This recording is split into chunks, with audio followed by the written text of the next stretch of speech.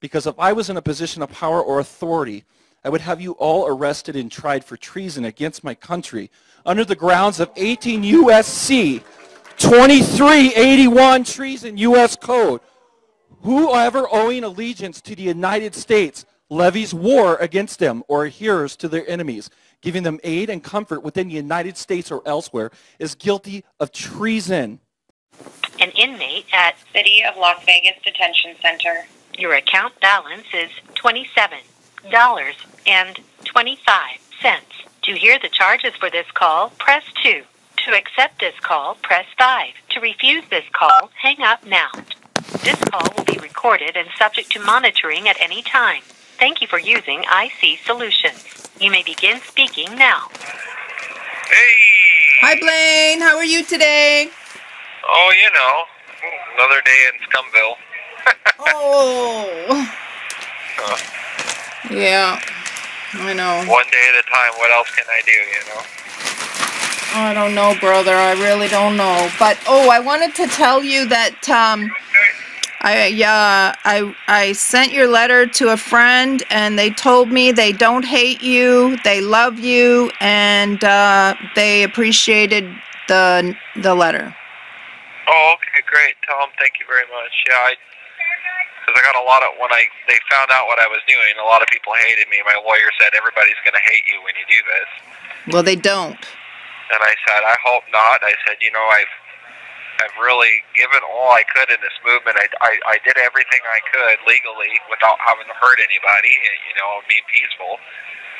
And I would really hate, you know, in the end, everybody just said, screw this guy, you know what I mean? And well, I know. I wish there was another way. I really do. Me too. The last thing I would ever want to do is help the federal government destroy people. But I mean, I guess as long as I'm telling the truth, I'm in the clear with God. You know.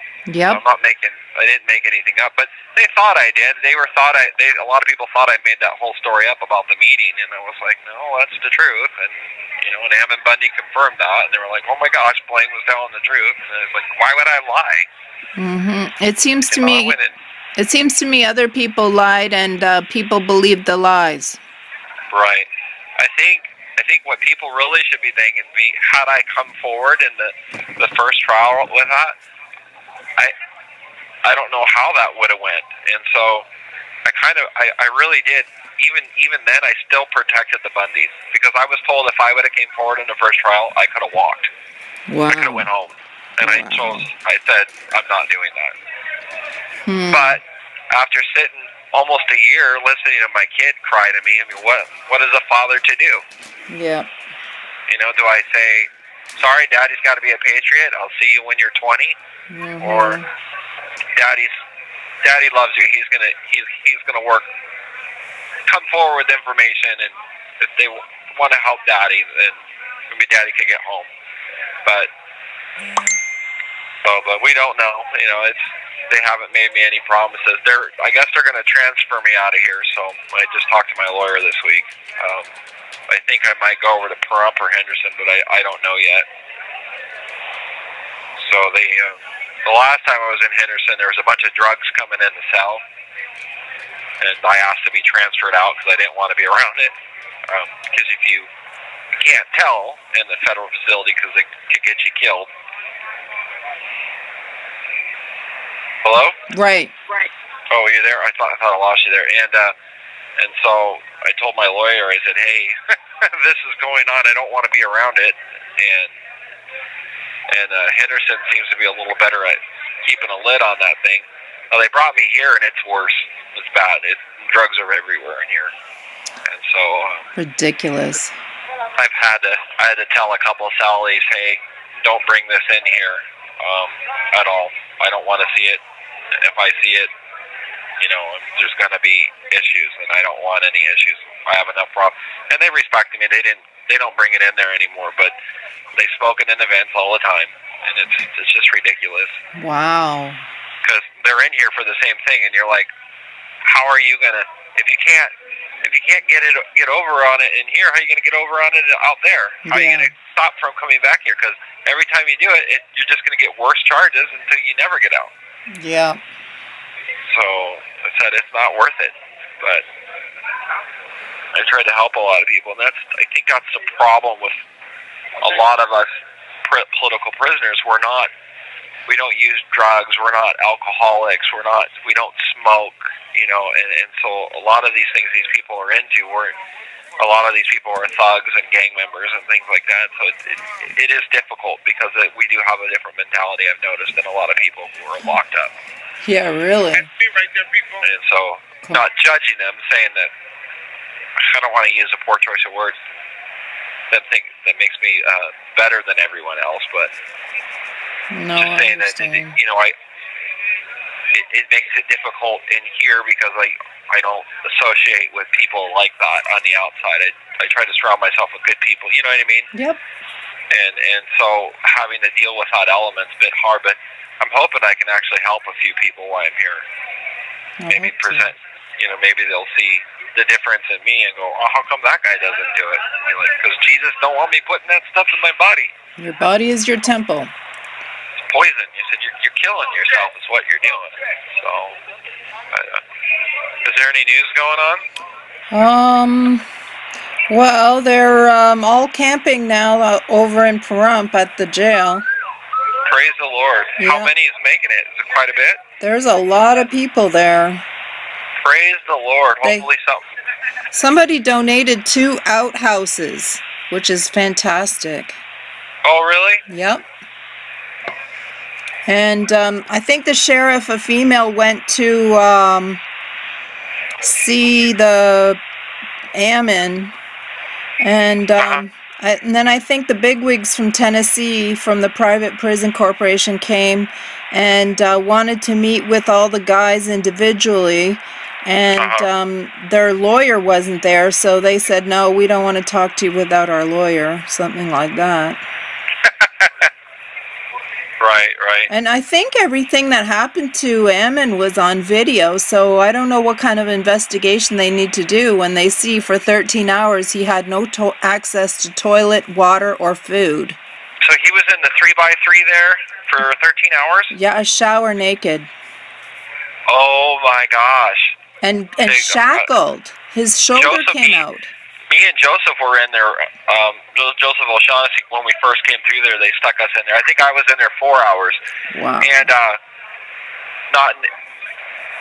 think I was naked because I had to take a shower, and they didn't bring me my clothes for like 4 hours. I just stood there going like, really, this is ridiculous. Wow. And Joe had to go to the bathroom. He ended up having to go to the bathroom in that shower. Had to poop in that shower. Had to defecate. This is worse than they treat animals. I'm so disgusted. I can't even. It really is. And especially in that CCA. Now their argument of why they have that is they get some prisoners who are just outside their mind and need to be there because they're fighting everybody, all the guards and stuff. And I understand that they have to maintain some kind of order in the prison, but it's so inhumane. They have a dog run when they let you outside in that area where the solitary confinement is, and it's worse than dogs have a better access to that, and so it's really crummy that they do that to human beings. Yep. But even here, believe it or not, here at this misdemeanor jail, and I can't believe that this is even happening here. And for the record, the guards here are actually generally really cool because it's a misdemeanor jail and they're not as, we have a classification lady right here. Her name is Miss Landrove. I mean, God bless her. She really works hard at what she does and helps prisoners as much as she can. She's always really nice and prints off reports if I need them so I can find out what's going on. She always asks me how I'm doing, and some of the other guards are actually really cool. But then there's some guards who are just on a power trip. They're just horrible. They'll leave you locked in your cell. There's no bathrooms in the cell. They're 5-man cells, and so some people, it was so bad that they had to poop or defecate in their towel because they wouldn't let them out to use the bathroom. Oh my Lord, that's terrible. And their policy is to keep you locked in there during count in these times. And there's 200 or 300 people in here.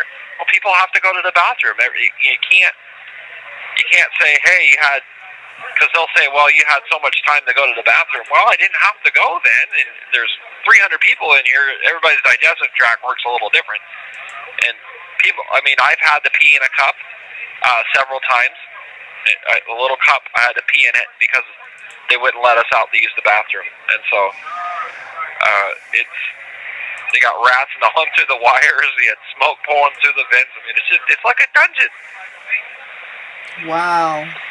Modern day dungeon, but you know, this is my situation right now, and I'm trying to make the best of it.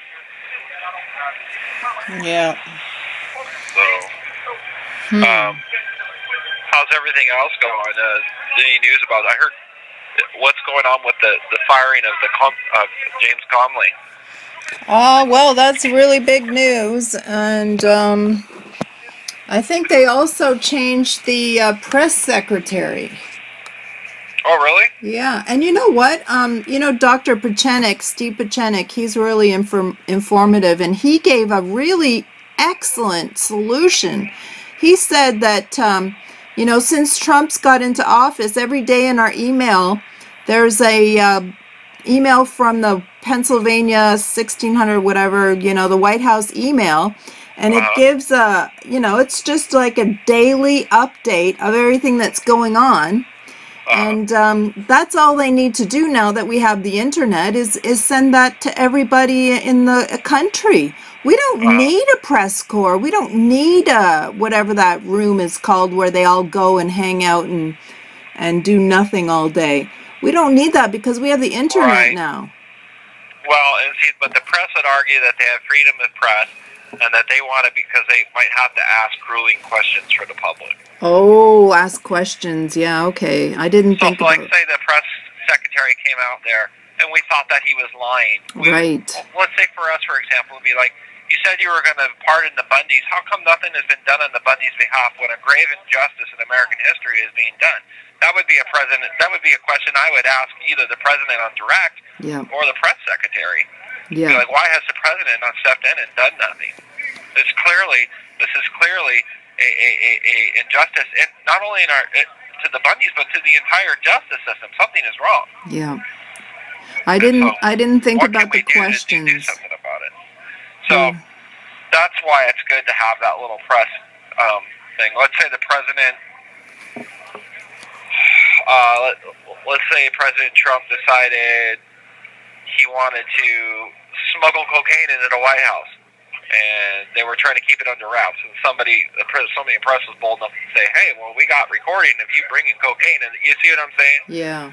That's kind of a bit extreme, but what I'm saying is it's good to have, because there's going to be bold people in media who are going to say, "Hey, if you do this, you're going to get a lot of people killed, or this is draconian. Why are you signing bills that allow the military to kick in people's doors in the National Defense Authorization Act?"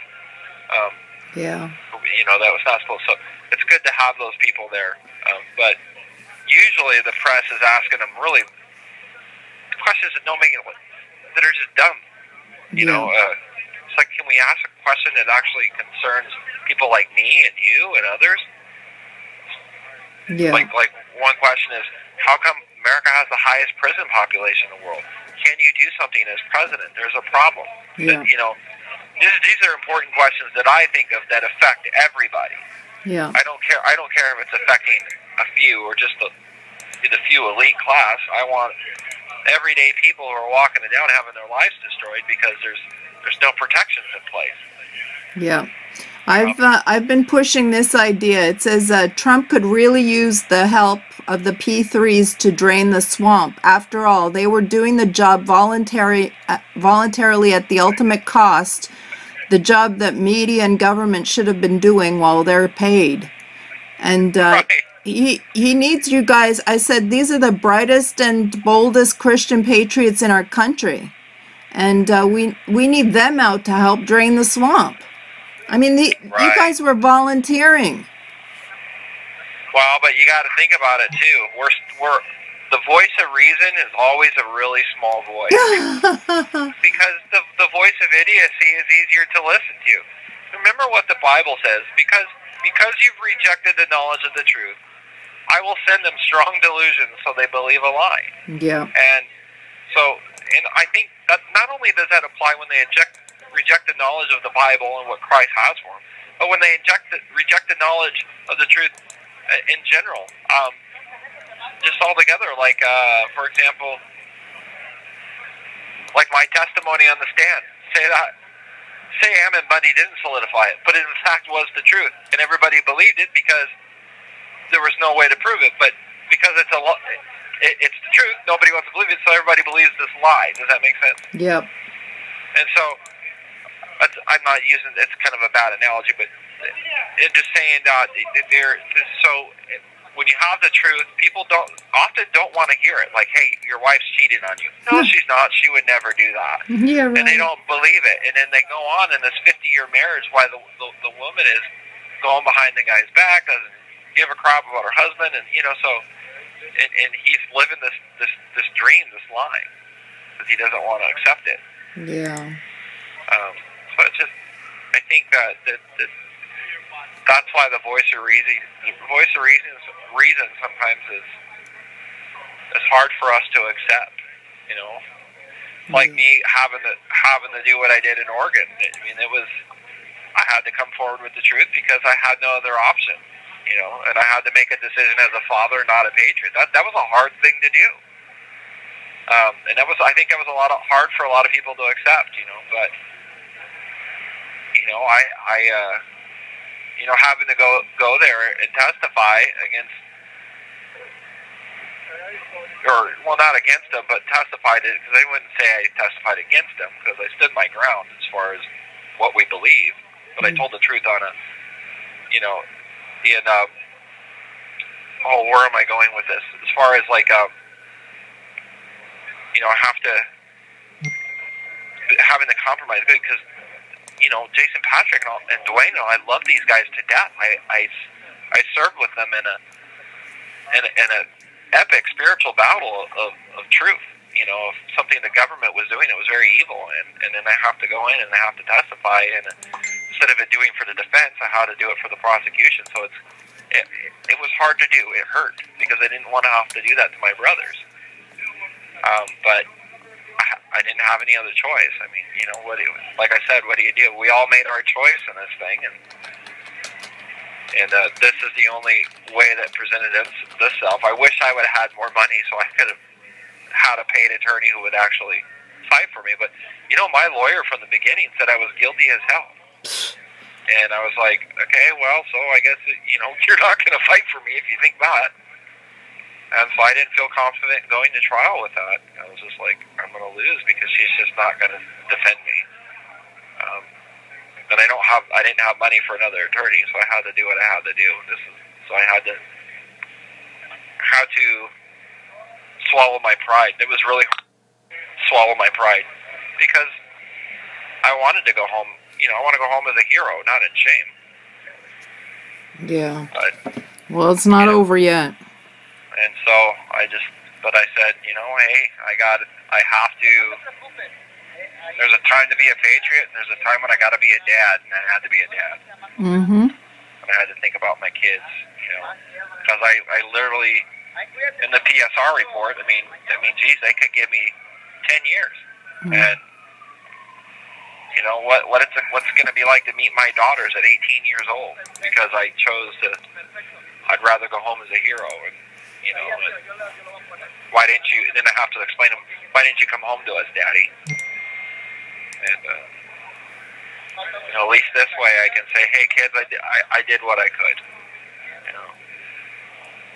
Yeah. So I really love my kids, and I love my country, and I love my brothers. But let's not forget who the enemy is. It is the federal government. They are elements of it. I wouldn't say, I think the federal government's good when it's run right.